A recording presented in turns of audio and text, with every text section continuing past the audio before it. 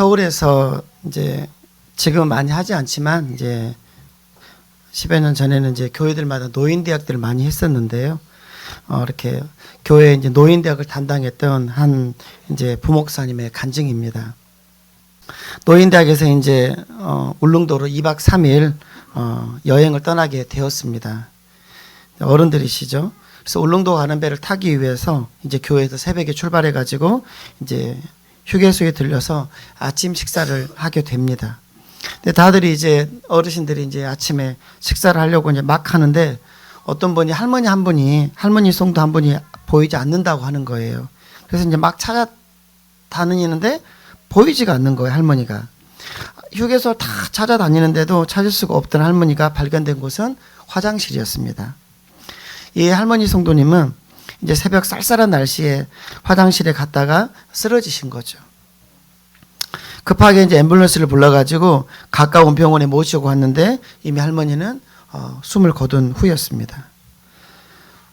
울릉도로 가려고 했던 계획은 다 취소가 됐고 이 목사님의 이제 봉사자 한 분과 병원에 남게 되었습니다. 경찰과 함께 가서 시신을 확인하고 또 조서도 써보고 그리고 이제 급하게 연락을 받고 온 그 이제 고인의 아들과 의논한 끝에 시신을 서울에 있는 병원에 모시기로 합니다. 할머니를 이제 화장실에서 발견한 때부터 시신을 서울에 있는 병원으로 모시기까지 시간은 불과 반나절도 되지 않았다는 거죠. 짧은 시간이었겠죠. 그러나 그 시간이 이 목사님에게는 평생의 가장 긴 시간이었다고 합니다. 처음 이런 일을 당해 보았고, 그리고 경찰과 함께 시신을 확인한 것도 처음이었고, 경찰서에 가서 조서 쓰는 것도 처음이었고, 정말 경험 없는 사이에 모든 일들을 처리하고 시신을 모시고 이제 어떻게 해요? 서울의 병원에 도착했더니 그 사이에 이제 그 가족들, 할머니의 가족들이 와 계셨고 또 많은 교인들이 병원에서 이 목사님을 기다리고 있었던 거예요. 그런데 그 많은 사람들 중에 이 부목사님 눈에 제일 먼저 띄었던 분은 담임 목사님과 사모님이었답니다.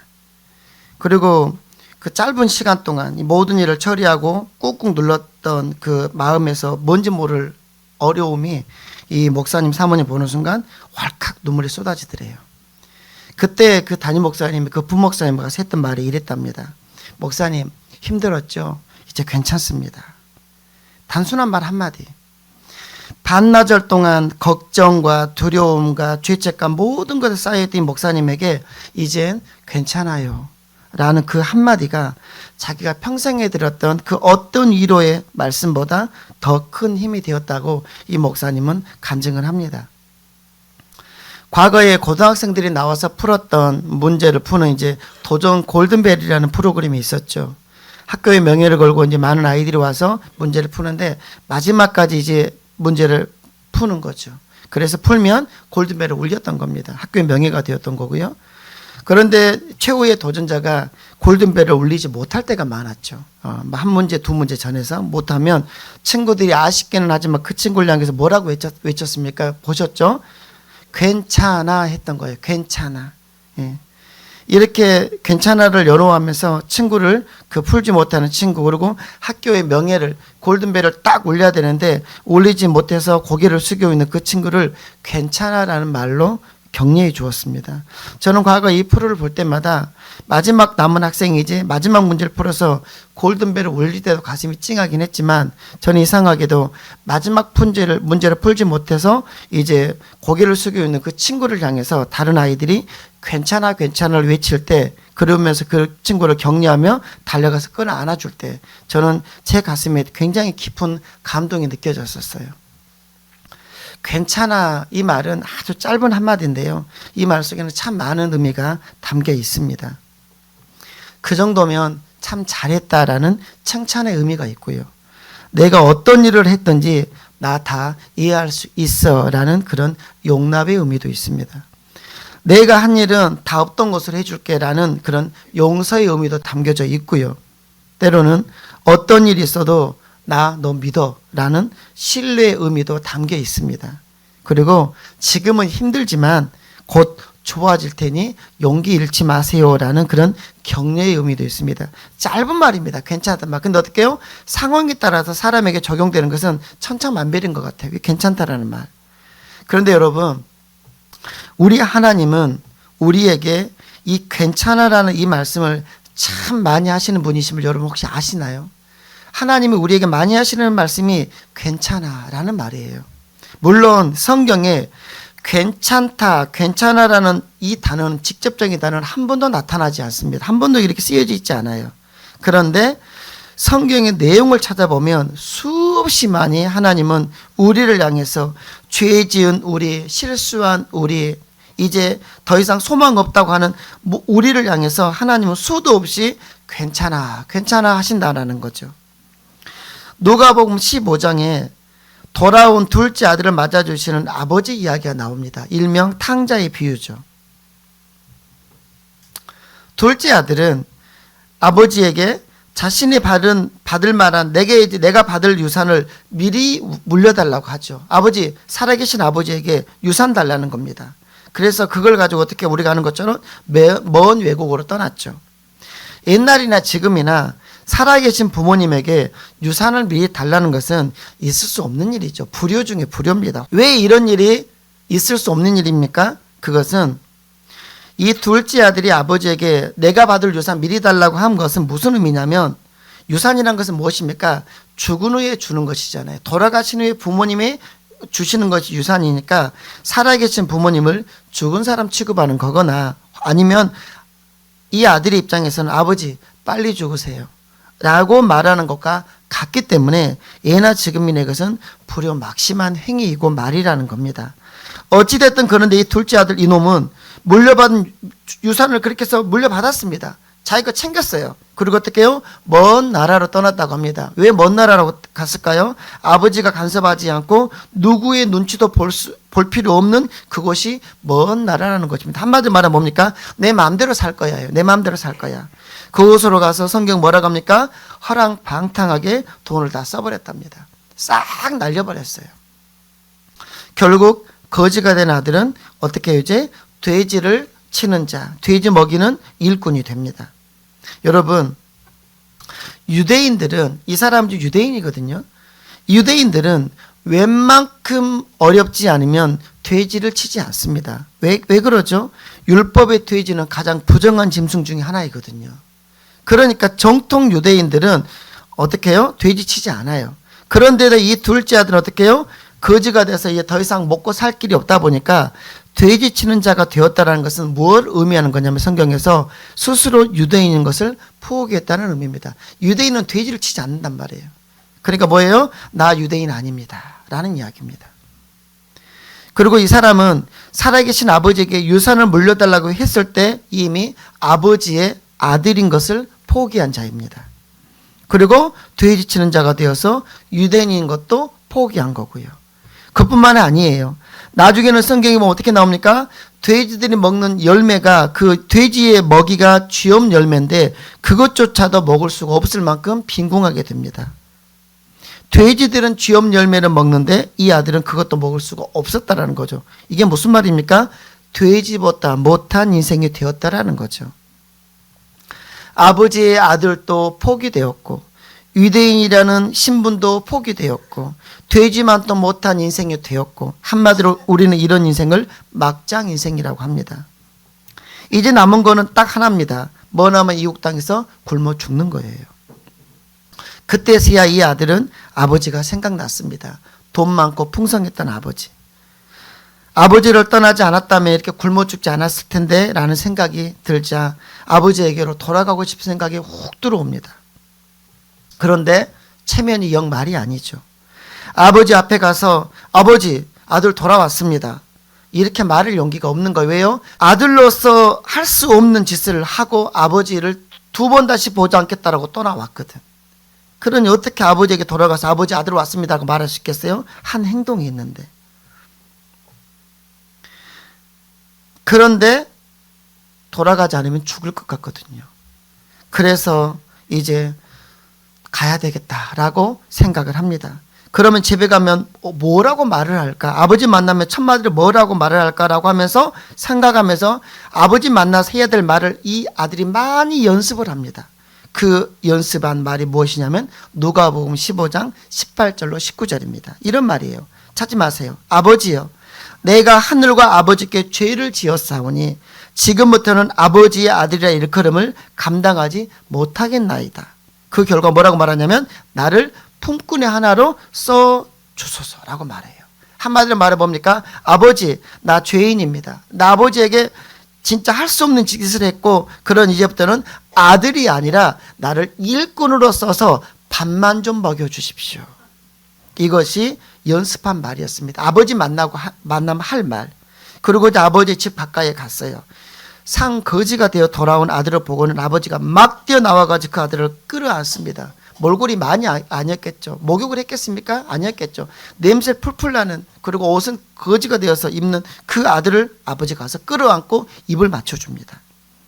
어떨결에 아버지 품에 안긴 아들이 이제 길을 오면서 아버지 만나면 하려고 연습했던 말을 합니다. 그게 바로 21절 똑같은 말입니다. 아버지여, 내가 하늘과 아버지께 죄를 지었사오니 지금부터는 아버지 아들의 일꾼을 당하나니. 말을 못해요. 왜 말을 못해요? 아버지 입을 막아버린 거예요. 그렇게 말하려고 했어요. 뭐라고요? 품꾼이 하나로 써달라고 말까지 하려고 했는데 그 전에 죄인은 입을 딱 막아버리는 거예요.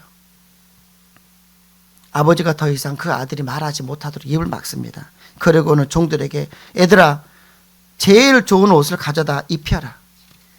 손에 가락지를 끼워줘라. 그리고 당시에 이런 일꾼들은 신발이 없거든요. 그래서 맨발로 왔을 거예요. 발에 신을 신겨라. 그리고 살찐 송아지 잡아다가 큰 자취를 베풀자. 내 아들이 돌아왔단다.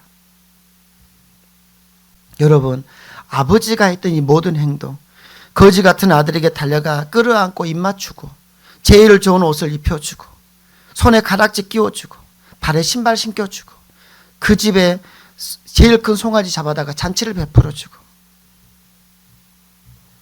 받을 수 없는 처사죠. 성경은 그렇게만 쓰고 있습니다. 그런데 성경은 그 배후에는 뭐라고 하고 있냐면 이런 말입니다. 따라서 하겠습니다. 아들아, 괜찮아. 성경 이 말은 안 나와요. 그런데 이걸 읽을 수 있는 겁니다. 아들아, 괜찮다. 이 말 한마디가 숨겨져 있어요. 네가 어떤 짓을 했건, 네가 왜 돌아왔건 괜찮다. 잘 왔다. 넌 여전히 내 아들이다. 내가 어떤 죄를 지었다 하더라도 아버지, 내가 다 용서하마. 잘 왔다. 여러분, 이 아들 같지 않은 둘째 아들을 향해 괜찮다, 괜찮다라고 하시는 이 아버지가 누구일까요? 그분은 오늘 우리를 향해서 괜찮다라고 말씀하시는 하나님, 우리 아버지심을 믿으시길 바랍니다. 우리 하나님은 우리가 죄의 자리를 떠나서 하나님께로 깨닫고 돌아오기만 하면, 이게 조건입니다. 깨닫고 돌아오기만 하면 지난날의 과거의 죄 따지고 묻지 않으시고 괜찮다라고 말씀하신다는 거죠. 지난날의 부끄러운 행위 우리에게 있을 겁니다. 그것 때문에 얼굴 들지 못할 때에도, 그런 짓을 했을 때에도 하나님께서는 괜찮다, 다 잊었다라고 말씀하십니다. 요한복음 8장에서 또 그 이야기가 나와요. 예수님께서 성전에 들어가 말씀을 가지고 계실 때 신앙생활 잘한다고 잡아오는 서기관과 바리새인들이 한 여자를 잡아오는데, 그 여자는 어떤 여자냐면 가늠하다 현장에서 잡힌 여자입니다. 그들은 당장이라도 이 가늠하다 현장에서 붙잡힌 현장범 이 여인에게 돌을 던진 기세로 그들은 손에 돌멩이 하나씩 쥐고 있었습니다. 그리고 이제 예수님께 그 여자를 탁 던져놓고 묻는 겁니다. 예수여, 이 여자 현장에서 가늠하다 잡혔습니다. 율법에는 이런 여자는 돌로 쳐 죽이라고 했는데 당신은 어떻게 하시겠습니까? 율법에는 가늠하다 잡힌 여자는 돌로 쳐 죽이라고 했거든요. 율법 그대로 말하는 겁니다. 말씀 그대로. 어떻게 하실 겁니까? 이 말은 예수님을 지금 시험하는 말입니다. 율법에 말한 대로 그래, 돌로 쳐 죽여라라고 대답하면 예수님은 사랑을 가르치고 있었는데 사람을 죽게 하는 외식적인 사람이 되는 겁니다.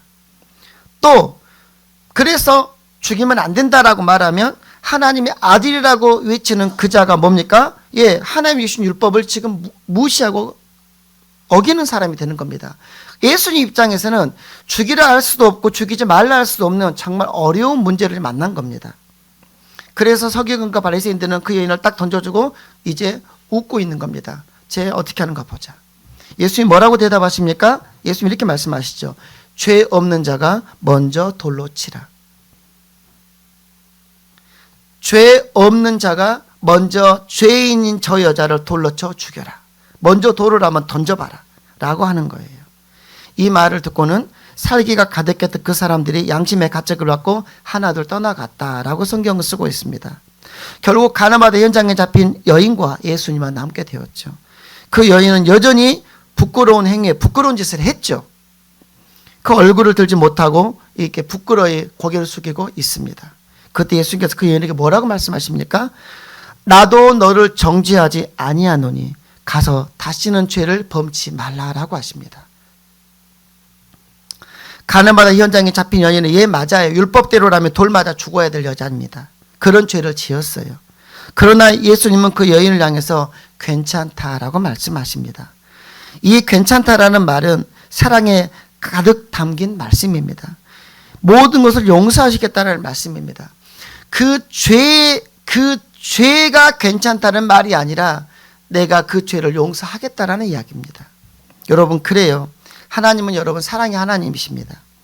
하나님 우리가 아무리 큰 죄를 지었다 하더라도 그 죄를 내가 죄인인 것을 인정하며 주님 앞에 그 죄를 잡아가고 나오기만 한다라면 따라서겠습니다. 괜찮다. 예, 그렇게 말씀하신다라는 거예요. 사람들은 여전히 그런 우리를 향해서 손가락질 할지 몰라요. 그러나 하나님 어떻게 해요? 괜찮다라고 말씀하시는 겁니다. 우리가 실패할 때에도 하나님께서는 괜찮다라고 말씀하세요.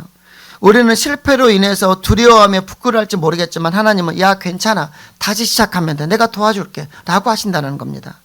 우리 마음에 어떤 일로 인해서 두려움에 가득 차 있을 때에도 하나님께서 우리에게 다가오십니다. 그리고 우리가 속삭이세요. 괜찮아 내가 있잖아 두려워하지 마 내가 하늘의 평강으로 너에게 가득 부어주리라.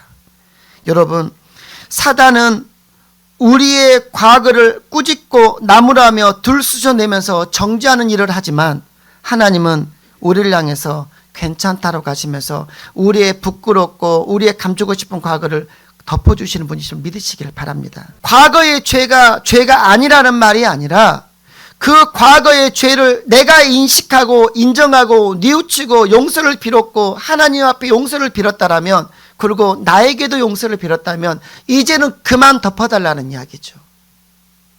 그런데 제가 볼 때 안타까운 것은 많은 성도들 가운데 목사님 나 그 사람 내 남편 내 아내 우리 엄마 내게 그렇게 했던 거 나 절대로 죽을 때까지 내 눈에 흙이 들어올 때까지 용서하지 못해요 라고 하는 분들 가끔 있습니다. 물론 그 당사자가 자신의 죄를 인정하지 않으면서 계속 그렇게 한다면 어쩔지 모르겠지만 그 사람이 그것이 잘못인 것을 알고 부끄러워하며 미안해한다고 하면은 어떻게 해야 됩니까? 받아주셔야 돼요. 사단은 우리의 과거를 귀신같이 알고 있습니다.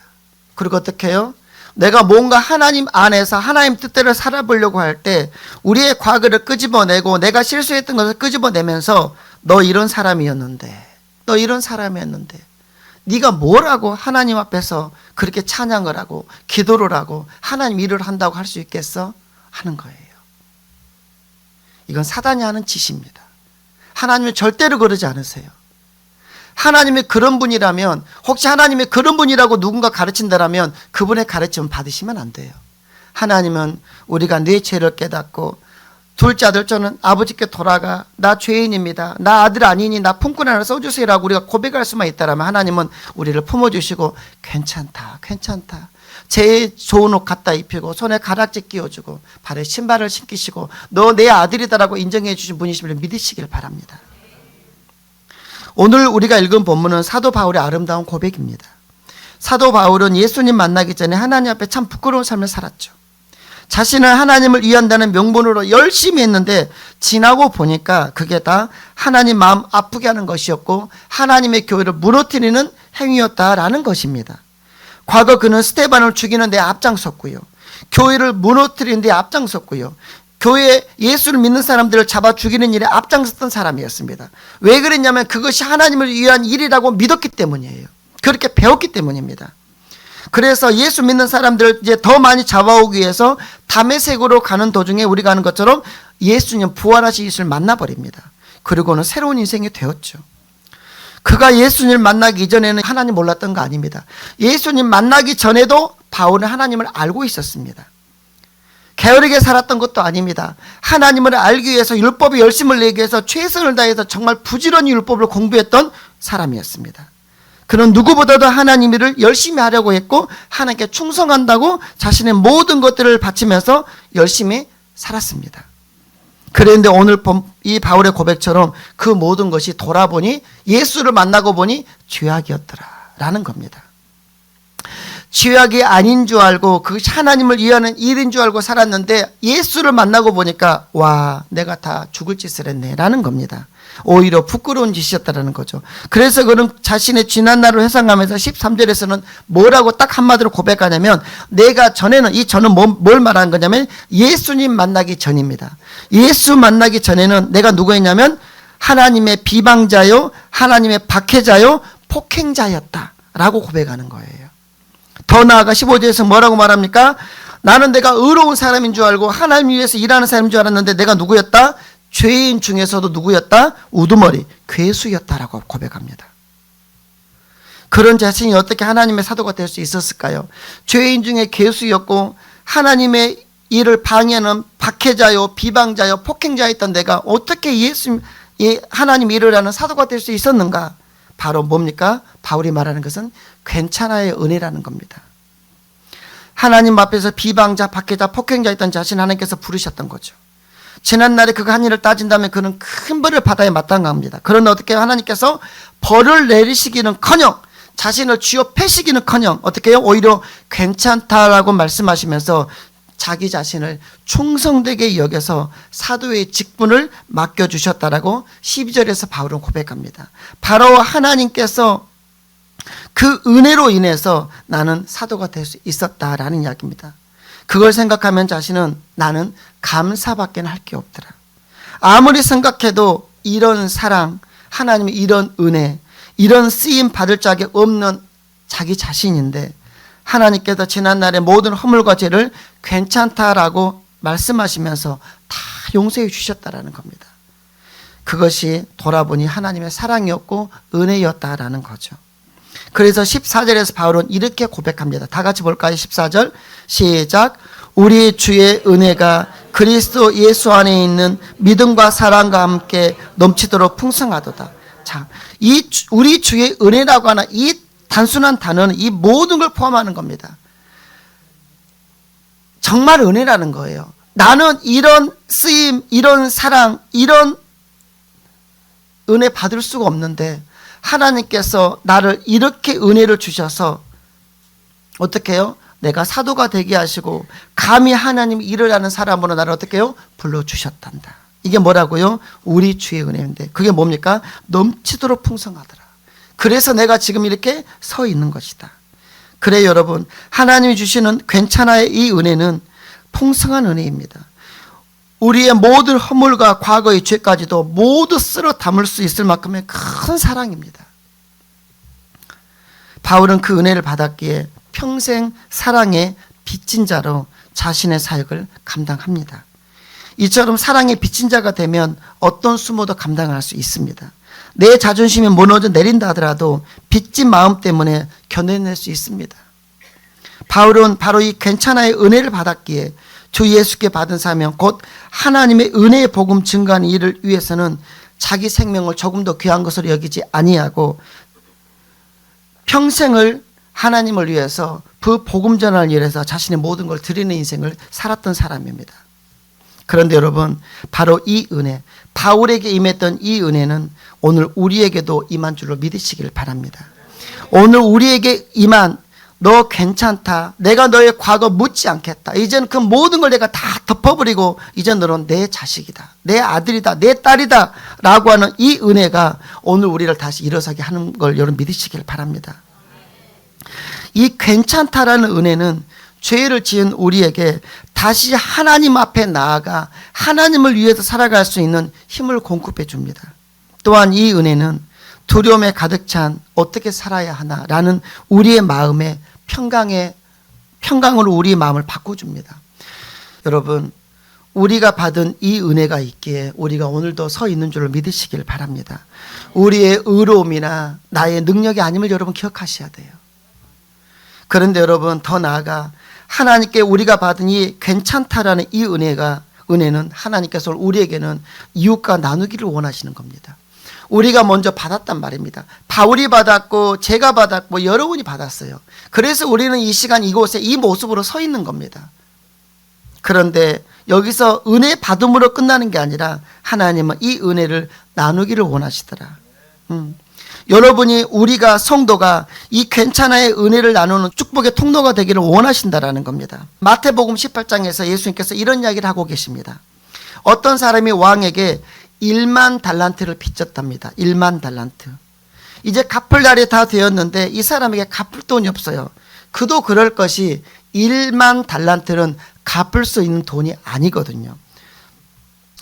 자, 1달란트는 우리가 교회에서 달란트 하니까 애들에게 주일날 교회 오면 5달란트 뭐 이렇게 주니까 달란트가 겁나 작은 돈인 줄 아는데, 여러분 당시의 화폐로 보면 1달란트는 6천 데나리온입니다. 1달란트는 6천 데나리온. 무슨 말입니까? 당시의 노동자, 보통 사람 하루 임금이 1데나리온입니다. 그러니까 1달란트는 얼마라고요? 6천 데나리온. 쉽게 말하면 1년을 300일로 잡은다면 1년 연봉은 300데나리온. 그러면 1달란트는 몇 년치 연봉이냐면 20년 연봉입니다. 20년. 여러분 굉장히 큰 돈입니다. 1달란트는 20년 연봉. 계산하기 쉽게 연봉을 그냥 5천만 원 잡은다면 5천 곱하기 20을 하시면 그게 1달란트입니다. 그러면 얼마냐면 10억입니다. 10억. 1달란트 얼마라고요? 10억. 그러면 1만 달란트는 계산 안 되죠? 제가 해놨습니다. 10조예요. 10조. 1달란트는 20년 연봉, 1만 달란트는 20만 년 연봉. 한 푼도 안 쓰고 20만 년 모으면 20년 아니까 몇 년? 20만 년 모으면 얼마가 된다? 1만 달란트가 된다. 연봉을 5천 잡으면 얼마다? 10조다. 저 처음 알았어요. 조가 그렇게 큰 돈인지. 갚을 수 없는 겁니다. 노동자가 보통 사람이 20만 년 동안 한 푼도 쓰지 않고 모아야만 되는 돈이 몇 달란트? 1만 달란트. 근데 그것을 빚졌어요. 뭐 하다 빚졌는지는 모르겠지만 빚졌대요. 그래서 이 1만 달란트를 한마디로 말하면 제가 이렇게 해드렸는데, 한마디로 딱 말하면 도저히 갚을 수 없는 금액을 말하는 겁니다. 당시에는 빚을 졌는데 빚을 못 갚으면 어떻게 되었냐면, 먼저는 자기 가족을 노예로 팔아야 돼요. 아버지라면 자식들부터 노예로 팔기 시작합니다. 그런데도 못 갚아. 그럼 어떻게 해요? 이제 마지막에는 자기 자신을 팔아야 돼요. 지금 같으면 자기가 먼저 팔릴 것 같은데 옛날에는 그랬어요. 그래서 가족을 노예로 팔다가 안 되면 자기가 노예로 팔린 겁니다. 어찌됐든 이 사람은 이 빚을 못 갚으니까 어떻게 해요? 모든 가족의 자신과 모든 일가족이 어떻게 해요? 전부 노예로 팔리는 입장이 되었다라는 이야기입니다. 그런데 왕이 이 사람을 불쌍히 여겼어요. 그래서 이렇게 말합니다. 괜찮다. 갚지 않아도 된다. 내가 전부 탕감해 주리라. 없게 해 주리라. 얼마를? 10조를. 여러분 얼마나 큰 은혜입니까? 자기와 모든 처자식이 다 노예로 팔려서 평생을 살아야 될 만큼의 형벌입니다. 근데 어떻게 해요? 괜찮다. 내가 다 탕감해 주리라. 여러분 이보다 더 기쁘고 감사한 일이 있을까요? 없겠죠. 근데 이야기는 여기서 끝나지 않아요. 이 사람이 어마어마한 빚을 탕감받고 콧노래를 부르면서 집으로 돌아가는 도중에 누구를 만납니까? 예, 이제 자기 자신한테 100데나리온을 빚진 친구를 만나요. 100데나리온은 3달치 월급입니다. 1만 달란트에 비하면 이것은 티끌도 안 되는 돈이에요. 3달치 월급 까짓거 뭐 1,000만 원 줄게 이런 이야기입니다. 10조를. 100데나리온 3달 월급을 빚진 친구를 만났습니다. 여러분은 1만 달란트를 탕감받았습니다. 그럼 어떻게 해야 되겠습니까? 근데 이 사람은 이렇게 나옵니다. 이 친구 만나자마자 멱살 딱 잡고 야 이 새끼야 돈 내놔 이렇게 되는 거예요. 지금 돈 내놔. 그러자 그 친구가 말합니다. 며칠만 참으면 갚겠습니다. 그런데 애원하는 그 친구를 이 사람 어떻게 해요? 감옥에 넣어버렸어요. 지금 여러분이 하는 생각이나 제 생각이 똑같습니다. 이 사람을 향하는 생각이. 자신은 1만 달란트의 빚을 탕갑 20만 년의 월급을 탕갑받았는데 고작 자기 친구에게 3달치 월급도 이 사람은 탕감해 주지 않아요. 그리고 어떻게 해요? 감옥에 넣어버렸습니다. 이 사실을 나중에 왕이 듣게 됩니다. 너무너무 괘씸해서 탕감해 준 일반 달란트 빚을 야 이놈 새끼야 너 다시 돈 갚아 이렇게 돼버리는 거예요. 그래서 어떻게 됐습니까? 갚지 못하겠죠. 그래서 그도 감옥에 가두어 버렸다는 이야기입니다. 예수님은 이 이야기를 이렇게 마무리하고 계십니다. 너희가 각각 중심으로 형제를 용서하지 아니하면, 자, 뭐 하지 아니하면? 용서하지 아니하면 내 천부께서도 하나님이십니다. 하나님께서도 너희에게 따라서 하겠습니다. 이와 같이 하시리라. 무서운 말입니다, 여러분. 우리가 받은 은혜로만 여기시면 안 돼요. 성경은 반드시 뭐라고 하냐면 너희가 받은 대로 뭐하라? 너희도 행하라. 그게 성경의 가르침이에요. 신구약을 통으로 읽어보세요. 그 이야기 하나로 뚝 떨어지는 겁니다. 너희가 은혜를 받았어? 너희가 사랑을 입었어? 그러면 따라서 하겠습니다. 이와 같이 하라. 너희도 받은 대로 하라는 거예요. 1만 달란트 10조 원을 탕감받고 콧노래 부르고 가다가 3달 월급 돈 못 갚았다고 멱살 잡고 감옥에 집어넣는 그런 짓 하지 말고 너희도 어떻게 하라? 너도 받은 대로 너도 해주라라는 이야기입니다. 여러분 우리 용서받았거든요. 하나님으로부터 괜찮아라는 은혜를 받아서 우리가 이 자리에 서 있는 거거든요. 그럼 우리도 용서하며 용납하며 살기를 바랍니다. 하나님께서 여러분에게 나에게 괜찮다고 그렇게 말씀하셨고 그 은혜를 우리가 오늘 살아가고 있다라면 우리도 내 주변에 내 남편에게 내 아내에게 내 자녀들에게 괜찮다라고 할 수 있기를 바랍니다. 괜찮습니다. 실수해도 괜찮다. 돈 좀 어때 까먹고 가도 괜찮다. 술 좀 먹고 와서 비틀거려 가지고 헛소리를 해도 괜찮다. 내가 너를 위해서 기도하리라. 마음에 안 드는 자식이 있어도 괜찮다. 엄마가 기도하리라. 하나님께 널 만지실 것이다. 핸드폰을 놓지 못하고 있는 자식을 보더라도 싸우지 말고 괜찮다 하시면서 기도할 수 있기를 바랍니다.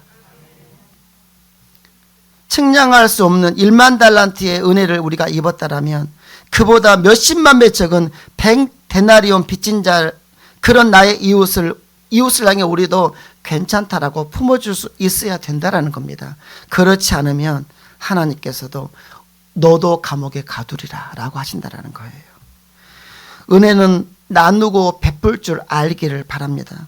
오늘 우리의 가정과 교회와 사회에 정말 꼭 필요한 것이 저는 바로 이 괜찮아의 은혜인 것 같아요, 여러분.